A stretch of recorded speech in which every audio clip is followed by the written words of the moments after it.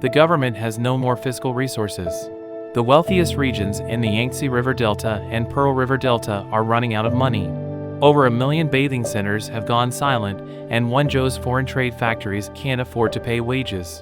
New energy headquarters are overgrown with weeds, and recent graduates with master's degrees struggle to find jobs. Public servants and teachers face widespread salary cuts and layoffs. In 2024, China's minimum wage standard is 1,580 yuan, with a total social debt exceeding 65 trillion yuan, more than 5 times the entire Chinese GDP.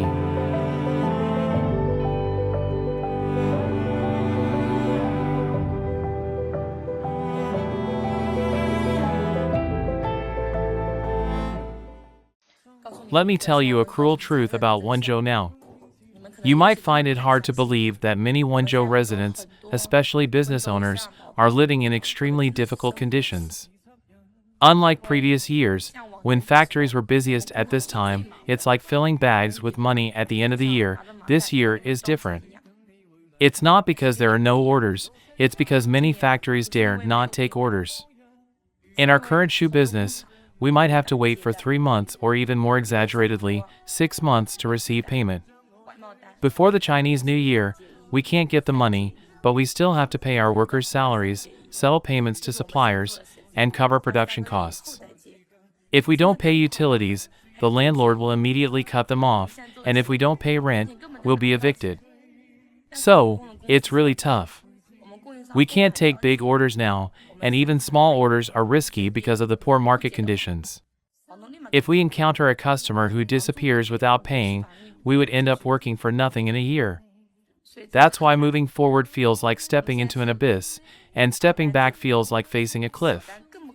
It's really challenging. I went for 3 job interviews yesterday, and oh my, I couldn't believe how low their salaries were. It felt like a violation of labor laws. The first interview was at Luckin Coffee, and I had asked in advance through WeChat. Luckin Coffee pays 8 yuan per hour for the first 15 days. Is there anyone paid lower than us in this area? It's 8 yuan per hour for the first 15 days. Then, if you pass the barista certification, it's 15 yuan per hour. If you don't pass, it's 12 yuan per hour. In simple terms, I asked in the store, and it's around 2,000 yuan for the first month, 2,700 yuan for the second month, and from the third month onwards, it's a basic salary plus performance pay. I considered it for a moment and went for the interview. The next job was at a convenience store. For convenience stores, they calculate the pay by day. It's 60 yuan for a day's work, and how long is a shift? 9 hours. Also, the morning shift starts at 7 a.m. I haven't woken up at 7 a.m. since I was preparing for the postgraduate entrance exam. Now, just for 60 yuan, I have to start work at 7 a.m., which means I have to wake up at 6 a.m. I can't believe how crazy this is. It's really tough to run a fish market, extremely challenging. There's no business at the fish market. We don't want to just stay flat, and we don't want to lie down and win either. But we can't get it rolling. Look, there's not a single customer. Can I go out on the street to attract people? You see, running a fish market is truly not easy. The government lacks an alternative fiscal option. Even in affluent regions like the Yangtze River Delta and the Pearl River Delta, many government officials complain about the lack of funds, unable to pay salaries. You can imagine the situation. In places like Xi'an and Nanhai in the Pearl River Delta, including the Jiangsu-Zhejiang region, they are unable to pay salaries. Civil servants are facing pay cuts, and teachers are dealing with salary reductions and subsidies. What's the reason behind all this? The inability to achieve an 8-hour workday in 5 days, despite being a violation of labor laws, continues with constant overtime.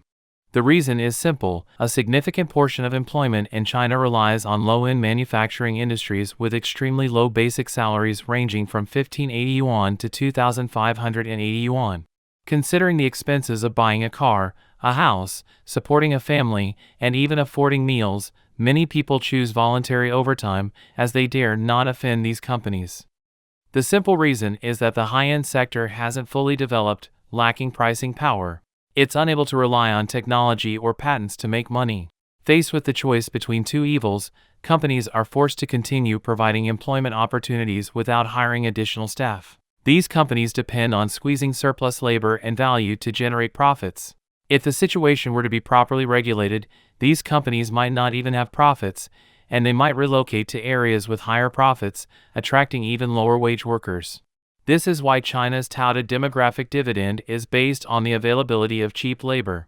A master's graduate in liberal arts criticized low salaries at job fairs, with an average wage of only 4,000 yuan. This became a trending topic on Chinese social media. Some people were angry, considering it a waste of talent for graduates from top universities to earn the same as security guards. Others argued that these students were too picky and unwilling to endure hardships. To discuss things objectively, China has around 50 million companies, with only about 5,000 listed companies. After excluding a few 100,000 state-owned enterprises, the remaining 99% are small and medium-sized enterprises, providing 80% of employment opportunities. Most of these SMEs have low technical barriers, so they don't require high academic qualifications and can't afford high salaries. They seek individuals who are inexpensive, reliable, and willing to work hard. For young people, a fresh graduate's monthly salary of 6,000 yuan to 7,000 yuan is considered reasonable for a white-collar position.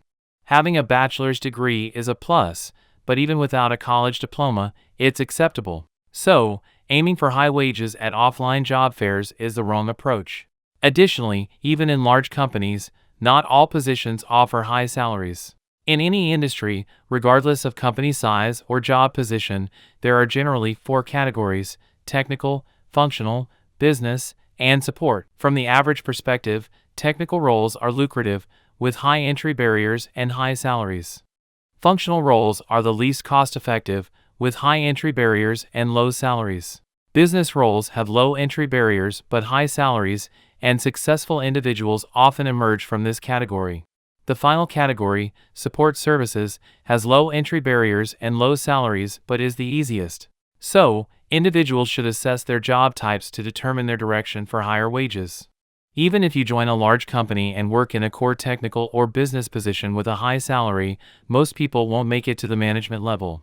Therefore, by the age of 35, the salary ceiling is around 10,000 yuan to 20,000 yuan per month. Only industries like finance, the internet, and high-tech can break through this salary limit. This outlines the earning path for a wage earner. As a wage earner in China, even if you have a stable and respectable job within the system, the earnings remain similar. In lower-tier cities, the monthly salary for units on the outskirts is around 5,000 yuan. For top-tier cities, popular units don't exceed 20,000 yuan. Looking ahead to 2024, it's essential not to deceive yourself into thinking tomorrow, the day after, or next year will be better. New growth points are still far away. This is not pessimism, but a call to face reality. For private entrepreneurs seeking improvement in the coming year, it's crucial to understand what happened in the past, how it was resolved, how much time it took, and how much capability is needed. Evaluate whether next year will be better or worse with a pragmatic attitude. The economy will face a relatively challenging period in the next 5 years. This is a rational analysis because the current total social debt is several times China's GDP, and solving the issue of social debt won't happen within 5 years. GDP deception: the truth behind China's dubious 5.2% GDP growth announcement. In 2023, China grappled with substantial economic hurdles, marked by soaring unemployment rates, widespread salary slashes, and a wave of business closures. Despite these adversities, the Chinese Communist Party, CCP, declared a noteworthy 5.2% growth in GDP for the year, a proclamation met with skepticism from experts. Premier Li Qiang, in a bid to showcase optimism, delivered a message of economic amelioration and a steadfast commitment to openness during the Davos Forum. Nevertheless, doubts persist among economists, corporate leaders, and the workforce, particularly as private entrepreneurs voice apprehensions about the challenging business landscape. The unveiling of China's economic data for 2023, touting a GDP growth surpassing 5%, failed to instill confidence in the stock market.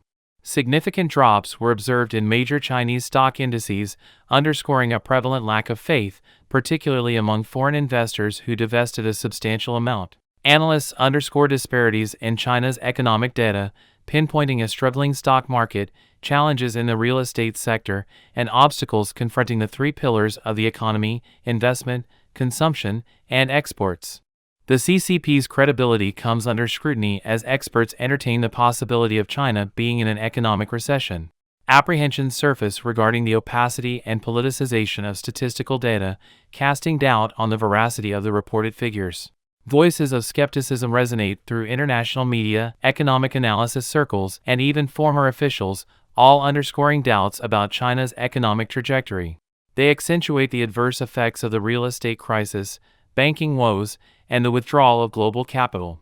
Premier Li Chang's endeavors to attract foreign investment face critique, particularly from foreign business leaders who shed light on the stringent financial regulations and the challenging regulatory milieu imposed by the CCP.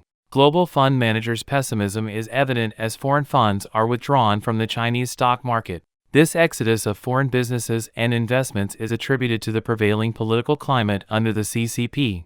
The overarching sentiment is that optimism about China's economic resurgence, based on the CCP's narrative, is likely to result in disappointment. The focus is on the formidable challenges and skepticism enveloping China's economic landscape. More German firms leave China or consider exit. The results of a recent survey conducted by the German Chamber of Commerce in China reveal a significant shift in the dynamics of German companies' presence in the Chinese market. Over the past 4 years, the proportion of German firms contemplating an exit from or actually leaving the Chinese market has surged, reaching a noteworthy 9%. The survey sheds light on the myriad challenges confronting German enterprises operating in China. These challenges encompass heightened competition from local companies, disparities in market access, prevailing economic headwinds, and geopolitical risks, as highlighted by the Chamber. Ulf Reinhardt, chairperson of the Chamber for Southern China, described the past year as a reality check for German companies engaged in business activities within China. Among the 566 firms surveyed between September 5 and October 6, a notable 2% indicated that they were divesting their business operations in China. Additionally, 7% expressed contemplation of such a move. These figures mark a substantial increase from the 4% reported in 2020. Significantly, 44% of the surveyed companies have proactively taken measures to mitigate risks associated with their operations in China, including the establishment of supply chains independent of the Chinese market. This survey aligns with the government's strategy, unveiled 6 months ago, aimed at reducing Germany's economic reliance on China, its largest trading partner. It corroborates earlier reports by Reuters, indicating a trend of German firms diversifying away from dependence on the Chinese market.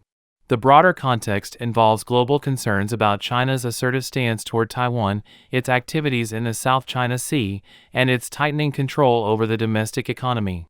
Many Western countries are actively promoting risk mitigation strategies in response. Amid these developments, a significant 86% of German firms acknowledge perceiving a downward trajectory in China's economy. China's recovery from the pandemic has proven to be less robust than anticipated, with challenges such as a deepening property crisis, rising deflationary risks, and subdued demand casting a shadow over the outlook for the year.